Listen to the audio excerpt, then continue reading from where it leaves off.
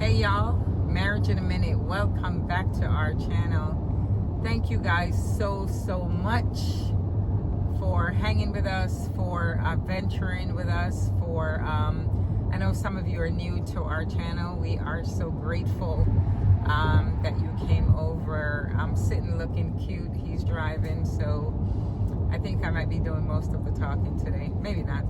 But anyway, as you can see in the back, we got fishing rods.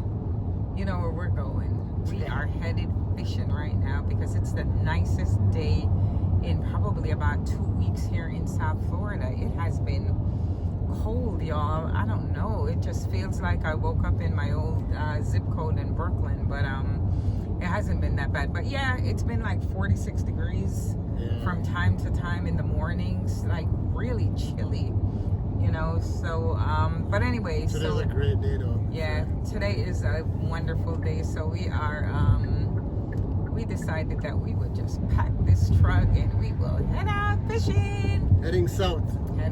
It's like our favorite thing to do. Yeah. So as you can see, our fishing rod is crisscross. So when we get there, we're gonna do a video and see what he can bring home for dinner. Hey, you guys don't want to miss that video too, so make sure you subscribe to our channel so you won't miss any of our videos. That fishing video we're gonna do when we get down to the Keys. That's gonna come out next. Matter of fact, that's where we're heading right now, and it's about. Oh, you didn't tell him where? No, 3:40. So he goes fishing, but we never have food to eat. So I don't know why he's bringing you guys along, but he said he wanted to do a fishing video. But listen, fishing is not always catching, right?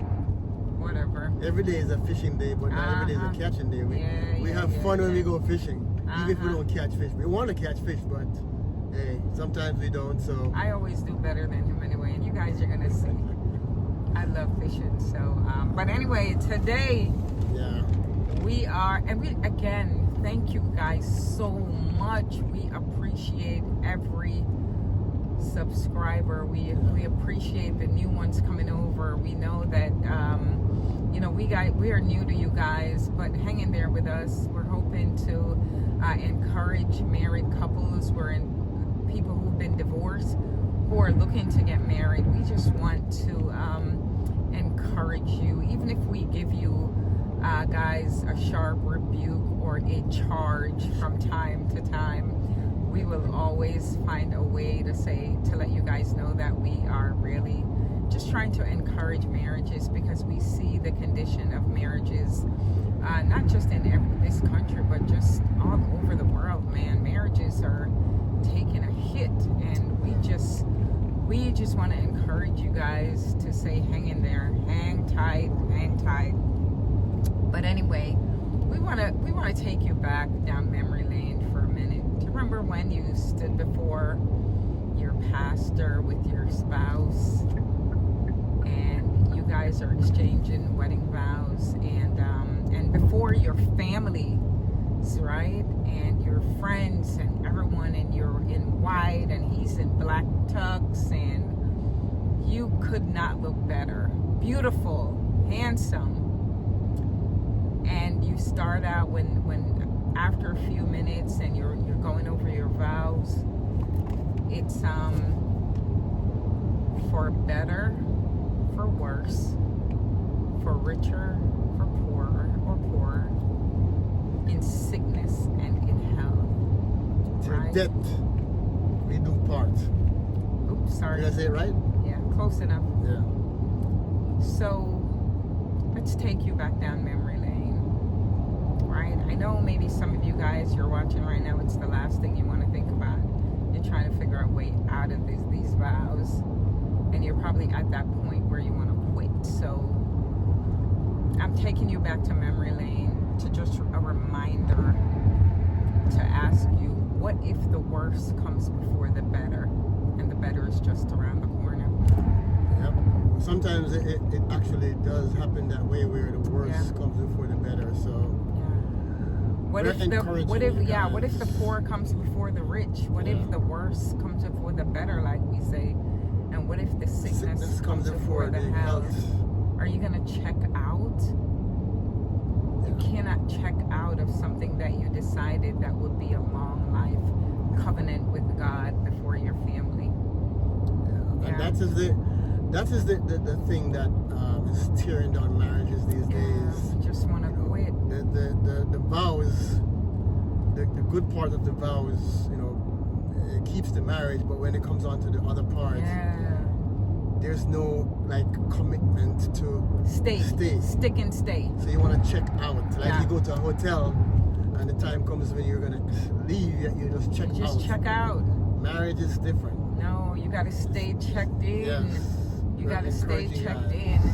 And one of the verses that came to mind where the Bible talks about don't grow weary in doing good.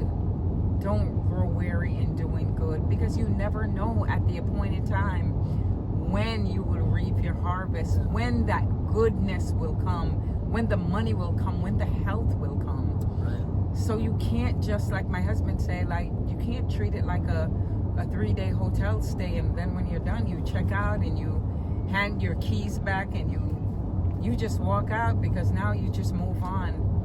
So we're encouraging you guys, if you're at the point, man, where you're like, I want to check out, you got to stay checked in. And we're not talking about, there are circumstances where, like abuse and infidelity or there are certain things that it's extreme. We're not talking about those situations. It's usually the small foxes that spoil the vine. Oh, that's a good one, Things mount up with some small things, and then all of a sudden you just want to check out because you can't take the argument anymore. You're frustrated. Yeah, that's what we're talking about. Yeah, that's what we're talking about. Don't give up, because marriage wasn't made to be easy. Yeah, it was made to be enjoyed, but at the same time, it takes work to enjoy.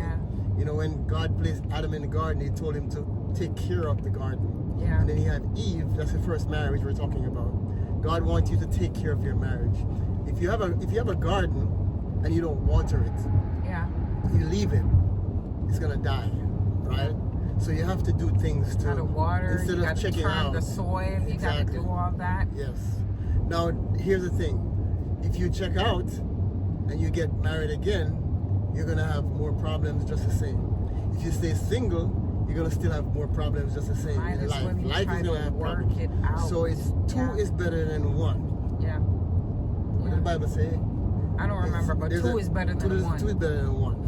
Trust us. Yes. But anyway, think about it for a minute. And this is an idea I thought while we were preparing, right? If you go to a hospital and you're sick, right?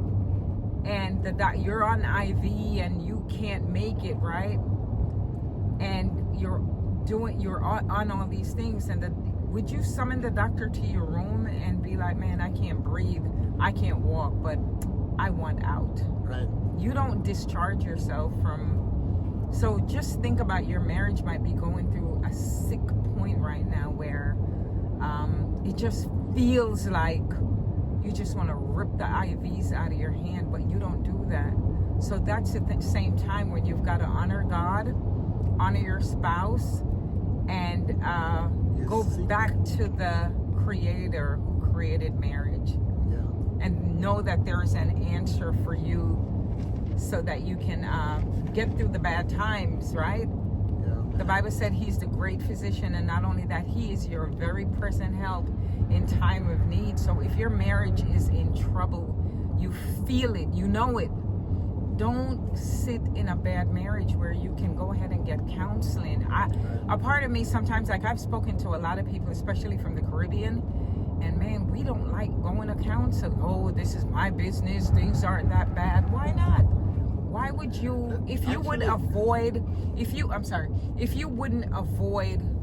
going to the doctor because you're not feeling well, why would you avoid counseling if your marriage isn't doing well? The Bible actually, the Lord actually tells us that. Sorry, we're coming in a little bit closer. Bumpy. I'm trying to keep Yeah. He's a bad, whoops. Yeah. Sorry, you guys. My driver here is horrible. So we're hitting a lot of potholes and stuff, but I'm kidding. No, but even God Himself tells us, do not take counsel from the ungodly. Yep. That means He wants you to take counsel, but not from the ungodly. That's a good point. He wants you to take counsel. Yep. Right? He knew that your life, something would need counseling, exactly. Right? He's just telling you, make sure it's a godly counseling. So instead of, going to take counsel from the divorce lawyer, take counsel from a godly couple or a godly person, a godly counselor. And can I tell you one thing? If your marriage is in trouble and you go to the divorce lawyer to get estimate or whatever, I bet you will end up divorced. And maybe that's not really what you wanted to do. Why? If you go to a divorce lawyer, he's going to get you divorced. That's what they do. Yeah. He's not going to tell you to go get counseling, go seek counsel from your church, from a third party who is not involved, no families. They're not going to tell you that. They will get you divorced. The minute you sit down with a divorce lawyer, what they're going to ask you is what kind of asset that you have, and do you have kids, so they could start splitting things up. That's not why you got married. Remember the vows, and you've got to treat it like it's forever, right? You can't just check out of your marriage. The truth is that every marriage can be better. Yeah. You just have to put work into it. And it's a lot of work, you guys. It is a lot of work. Yeah. But at the same time, it's while you're putting the work in that you come together, as one flesh. That's why God tells us that you become one. Yeah. You're not one, you become one. So it takes work to become one. Yep. And that's why we're encouraging you guys not to just check out. If you check out, you'll never become one. And the other thing is, don't go to your friend who is having marital issues to counsel you, because they might be your best friend. They're going to be counseling. If their thing is going completely sour, they're going to convince you that you need to get out of where you are. Seek counseling. Listen, there are so many. Go to our website, www.marriagevantagepoint.com. Yeah, we partner with people who have organizations that will help you. Speak life into your marriage. As a matter of fact, tell them the name of it. What is it called? Live the Life. Live the South Life. Florida. South It's called Florida. Live the Life South Florida. Yeah. If you're in the South Florida region and you're married and you need any kind of counseling, check our website, www.marriagevantagepoint.com, and you'll see all the resources. Yeah, tons of resources. So many different things that you can do to get your marriage back on track. There's no perfect couple, put it that way. And another thing that I hear all the time, we hear the right one. There's really no right one. You become the right one. Yeah. So when you get married, you're thinking, oh, this is the right one. Everybody's different. Everybody has flaws. Everybody has their own opinion. Everybody has their own way of doing things. So you're gonna have, you're gonna clash. You're gonna have, conflict. Yeah. But don't let that stop you from becoming one flesh. And don't let your differences, and that's another show, but don't let your differences become an indictment into your marriage to think it's not going to work. Right. Differences are okay. And if you can't celebrate your differences right now, work through them. Exactly. Because like my husband just said, we're all different. You're talking about two whole human beings trying to become one flesh. Yeah. And that's the way God intended it to be. So he knows that it can be done. Yeah. If he made it easy for you to just get together and, Michelle and I just meet up and everything is just hunky-dory, guess what? We wouldn't need him. We would need counseling. And he gets the glory. He wouldn't get the glory. Yeah. But he has to get the glory. Yeah. And while he's getting the glory, he's helping us along in the marriage. And you reach a point where certain things are not a bother anymore. If you quit, if you check out, you'll never reach that point. And that's what we're trying to explain to you guys. So, there's joy that comes in the morning. Weeping may last for a night in your marriage, but joy comes in the morning. Don't forget that. Yeah. And don't let anyone convince you that this is not what you signed up for. This is exactly what you signed up for, right? For better or worse, sick or poor, sick or in health. Sick or in health. I'm sorry. Rich or poor, and there are so many other in betweens. But that's exactly what we signed up for. That we're saying these are the scenarios that anything that could happen, we will make a commitment to work through it. So listen to this. Picture your spouse. You and your spouse are going along on this journey of marriage. Your spouse gets sick, and you can't take it anymore, and you decide to just check out. What if it was you who got sick? That's right. Would you want your spouse to check out? That's what you have to think about. What if it was you who got poor? Yeah. You have a job and you lost your job. Should your spouse check out and leave? And leave. Those are the things. So, we have to think about both sides. Yeah. We all have issues in life that we go through, and that's why you work together and not separate from each other. Don't fight each other. Don't let anyone convince you. And as we were preparing for this today, like, we pray about it and ask the Lord, what would you have on our heart? And something that came up to me is for our next one, don't miss it, by the way, is who is in your ear. Yeah. And a lot of times people end up, I spoke to a girl just the other day who got divorced, and I said, why did you get divorced? And honestly, she could not think about that one major thing that happened that caused the divorce. Like, people are getting divorced right now at a rate because irreconcilable differences, and we're going to talk about that on our next time we do a video, right? So, but irreconcilable differences, like, I don't even know what that means. That's just a way to come up with something when, like, all right, we're just not getting along anymore. But that's never ever a reason to get a divorce. But we're just asking you guys. We know marriage isn't easy. Like my husband said, it takes a lot of work. It really does. Intentionalities. Sometimes you've got to play deaf, play dumb, play just walking away, just taking a breath, counting to 10. But on the other side of that, it's a beautiful thing where, like my husband said, 2 is better than 1. When you're down, the other one can pick you up. When you're down, the other one can ask you, hey, how was your day? When you come home and it's just you, it's not awful to it just being you, but 2 definitely is better than 1. Yeah. Right? So we just wanted to remind you guys that you can make it. Yeah. You can make it. Yeah, you can. There is hope. There's hope for tomorrow. Like my husband says, a night of weeping, but joy comes in the morning. So be reminded that your vows, it's not a contract, it is a covenant, and it's a covenant with God.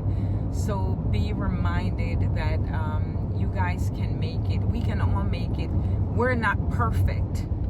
We're not perfect. I've never seen a perfect. I don't know what that looks like. A perfect marriage doesn't exist. If there's a perfect marriage, then the people you don't in the need marriage God. and the people in the marriage have to be perfect, and none of us are perfect. And none of us are perfect. So, we're just encouraging you guys to let you know that you don't have to check out. You don't have to give up on your spouse. Remember, like Michelle said, when you first got married, you make vows. You couldn't wait to say those vows. But when you start seeing the hard times, and you will have hard times, don't just give up like that, because the hard times are going to change again. You have seasons that you go through, and it helps to grow you both. But if you work together while you're going through those hard times, then you'll see the victory, you'll see the glory, you'll have greater times coming. Sometimes the worst comes before the better. So hang in there, and don't forget how eager you were to make those vows. Yes. Be eager to fix what is wrong. Do not sit in a bad marriage. And when we say don't sit in a bad marriage, we're not saying getting out. We're saying fix the problem. Right. All right? Guys. Anyway, guys. We are almost to the Keys, where we're going to do some fishing. Yep. So I hope you guys are encouraged. We're going to be in these same clothes because that's where we're going right now. All right, so be encouraged. Yes, Be encouraged. And, God bless you don't guys. miss all our videos. Subscribe to our channel. Please Share share it. this video. Somebody needs it in your family. Sorry, guys. All right. So All God right. bless you guys. God bless you. See you later. Bye.